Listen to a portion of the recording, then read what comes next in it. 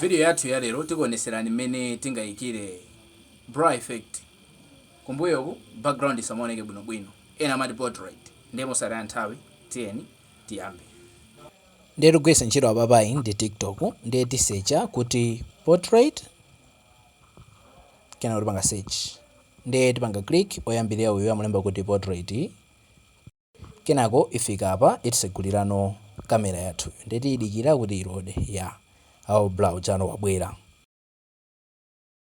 ndiye kuti tipanga record tionena kuti ikupanga zotani.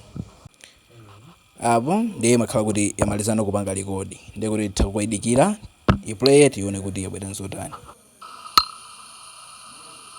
Video yathu ya lero tikuoneserani mmene tingayikire bra effect. Kumbuyo background isamoneke bwinobwino. Ena amati portrait. Ndemo sara nthawi tiyeni tiyambe. Ndiye ikafika apapa zili ndinu kupanga next kuti muipange post apo ayi ndiye kuti mungoipanga save ngati ineyo ndiye kuti basi ndiye panga save. Ndiye video ya lero inali imeneyi ndiye tintonanenso ku video yotsatira imene tibwere ndi zina ngati ndifunso tifunse popanga comment.